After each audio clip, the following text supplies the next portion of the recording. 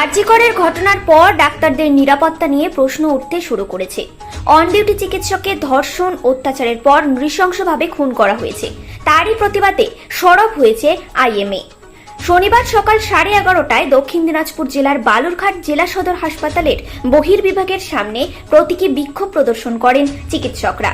আজ সকাল থেকেই পুরো আউটডোর পরিষেবা বন্ধ থাকবে বলেই আগেই আইএমএর তরফে জানানো হয়েছে। সেই মতো আজ বালুরঘাট সদর হাসপাতালের আউটডোর পরিষেবা বন্ধ রয়েছে। এদিকে চিকিৎসা করাতে এসে সমস্যায় পড়েছেন দূর দূরান্ত থেকে আসা রোগীরা। এদিকে চিকিৎসকদের পক্ষ থেকে জানানো হয়েছে বহির্বিভাগ বন্ধ থাকলেও এমার্জেন্সির পরিষেবা তারা চালু রেখেছেন।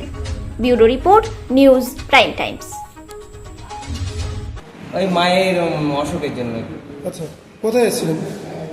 বালুঘাট আউটডোরে। কি দেখলেন? বন্ধ আজকে। জানতেন না আগে থেকে? না না, আগে থেকে জানতাম না।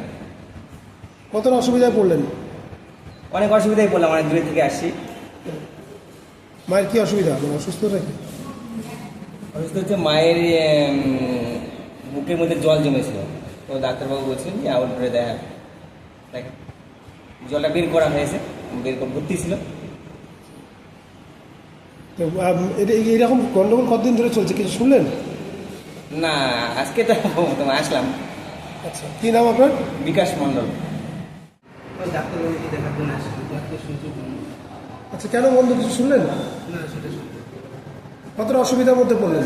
হয়তো আমাদের যাওয়া আসা যেটা হচ্ছে যাওয়া আসা আচ্ছা, কি নাম আপনার? বিশ্বজিৎ শীল।